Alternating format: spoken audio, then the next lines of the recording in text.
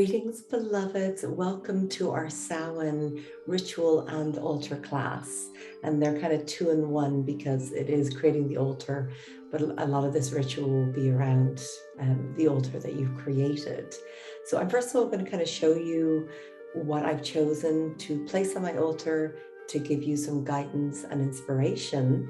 And then we're going to kind of talk about how we would work with the altar. Okay, so let's get started, lovies.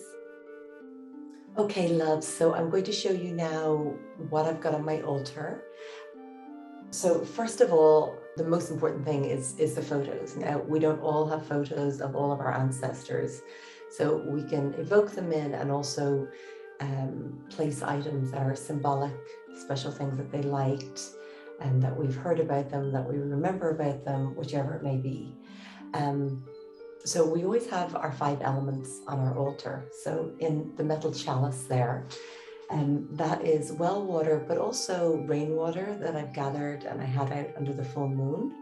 So when you know the rain is coming, put something out to gather it, because that is so cleansing and so purifying and, just straight down from source.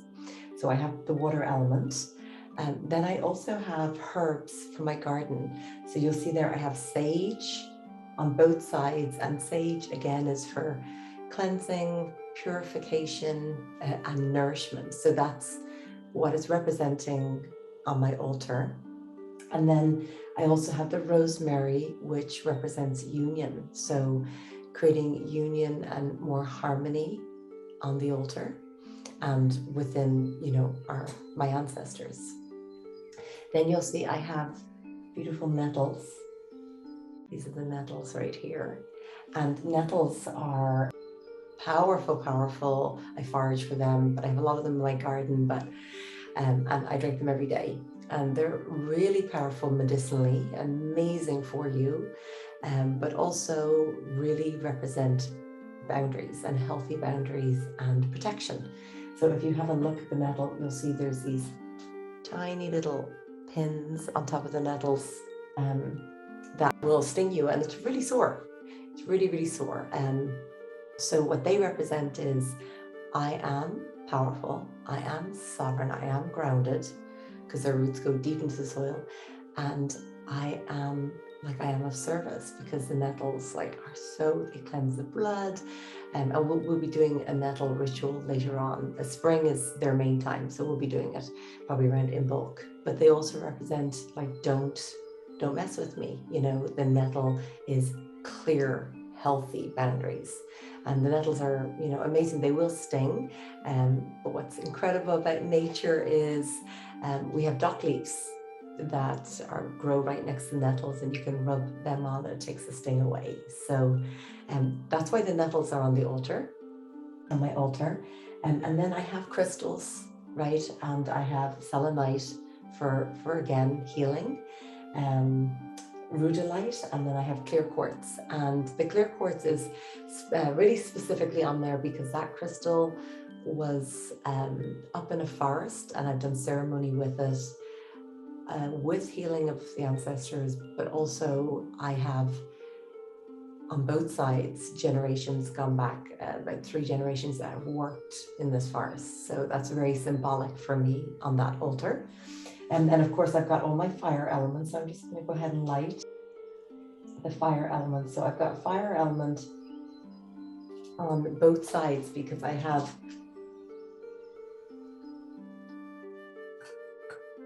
from my mother's side here, and then on my father's side. And then this represents the union and the harmony, the one in the middle. Okay, so I have my fire element, and then this is a feather. Whoops, that's off. This is a feather that came from the forest that I was just speaking about. So that's the element of air. And then I have photos. So this from my mother's side, I have my grandmother and my grandfather, right? And then going back further, great grandparents. The great grandparents are here. And then on my father's side, I have great grandmother, great grandfather, and grandfather and grandmother, all have deceased, all passed. And then I have some flower essence that I brought in here to the altar. And, you know, it's the Star of Bethlehem, which is very powerful for healing trauma. So I am giving an offering of the flower essence to the water. You could add it in anywhere that you wish, but to help heal the trauma from the lineage. So that's why I have the flower essence on there. And then if you'll see over here, I also have a plate, that pink plate on the end of the altar, because the whole purpose of creating this altar is to say, we remember you, we honor you, and, you know, we would like healing. We would like to heal whatever it is that's gone on, because everybody has history in their lineage. Like, nobody gets out of here without, you know, we wouldn't be in this physical form if there wasn't things for us to work on. So the plate and ultimately the water is an offering of food and punishment, water, hydration. And then you can decide what kind of food you'd like to put on the plate.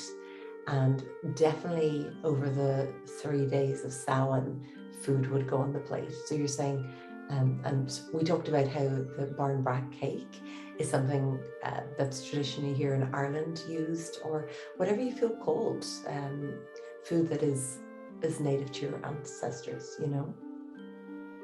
So we have the fire, we have the water, we have the wood, obviously with the herbs and the nettles, we have the earth, and we have the air, and of course we have metal.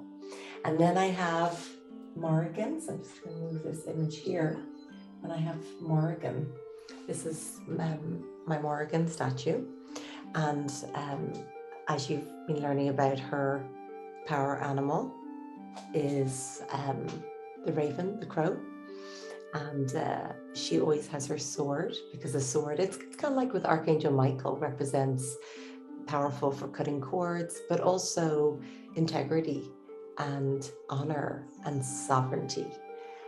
So this is Morrigan, and she's been honored on the altar because she is the goddess of Samhain, and she can facilitate and help with the healing on the altar.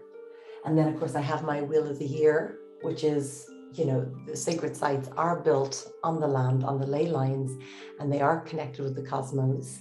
But on the other side, I have the stars for Astarte.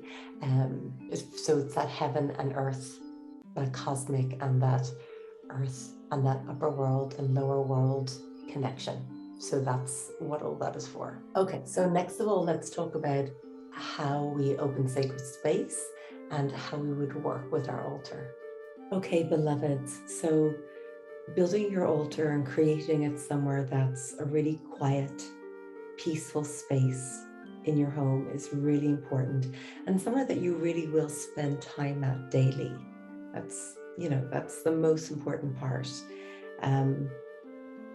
Ideally not the bedroom if possible, just because bringing all the ancestors in there when you sleep at night, and you know, it's not ideal. But if that is the only location, perhaps it could be put in something that gets closed when you're sleeping at night. It's just a lot of energy to bring into the bedroom, which is just about rest and romance. So when you're creating your altar as well, just keep in mind that you can bring in, if you don't have images of the ancestors, you can bring in colors that they love, that you know they loved. You can bring in fragrances that you know they loved, anything symbolic that represents them. And I mean, you know, when you're creating with that intention, that you are creating that to honor them and to invite their energies in. So the first thing that we would do is we were going to open sacred space. We would ground our energy, connect our energy, right? And then we would evoke and invite in our ancestors. And then it's nice to offer a chant. And the chant for this Samhain time is My Roots Run Deeply, because it's all about the roots, you know, of our ancestors. Okay, so beloveds, what we would do is just become fully into this present moment.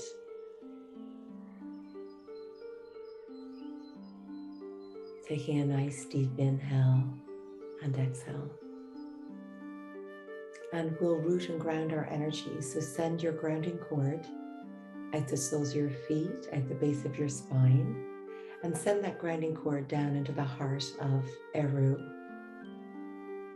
of Gaia, of Mother Earth, of Sophia. So send your roots deep down for that connection. And then once you've done that, bring your awareness to the crown of your head, and just tune in and connect with your highest self. Connect with source energy and the great Mother Goddess. And of course, always bringing your awareness to your heart center. So you've grounded down, you've connected up, and then you've brought your awareness to your heart and inviting those energies to merge at your heart center. I'm going to evoke the ancestors, and I would first of all claim is Anamdich, what's Gaelic for my name is Anamdich, Amanda, Sophia. And I'm also going to add Nivaraku, which is Gaelic for my maiden name, which is Murphy. So that is, I'm announcing. And then I am Tome. I am the daughter of Linda Sophia Farthing, and I am the daughter of Podrick Cyril Nivaraku. I am the granddaughter of Josephine Brown. I am the granddaughter of James Farthing, and I am the granddaughter of Mary Doran, and I am the granddaughter of Walter Nivaraku. So I am making my presence be known, and I am standing in who I am and evoking the ancestors. So now I evoke all of the ancestors that choose to be here for the highest good from a heavenly realm. Because of course that's all we'd ever want, the ones that actually want to be here, because some ancestors don't necessarily choose to do this work. So we want to evoke the ones that really do want to be here. And then of course we'd set our intention. So my intention is to honor you, to say thank you for the path that you walked. I want to invite you into my space, and I want to honor you and offer you the offerings. I'm creating this altar to heal my past lineage, to heal the ancestral patterns that have run through my family. Healing where women do not feel that they're enough, that they don't deserve true love. So I would like to heal that in my lineage, where there is harmony, and there is love, and there is understanding, and there's patience, and there's kindness, and there is the coming together and the working together. I would like to heal that in my lineage, where all may be in their sovereignty and all may be in their love, and to be willing to do that work. So I ask that those patterns stop here. They stop here with me in this moment, and they don't go any further to future generations. So whether you have children or not, you are doing this work for yourself, for your ancestors, for possible nieces and nephews, but most importantly, the children in the world. We really know that we just have to do our inner work, and that expands and radiates out into the world and creates this ripple effect. We don't have control of others, but we do have control of the work that we consciously choose to do. So the chant that I would like to offer is "The Roots Run Deeply." So this is an offering to my ancestors. My roots run deeply. I am connected to the core of me. My roots run deeply. I am connected to the core of me. My roots run deeply. I am connected to the core of me.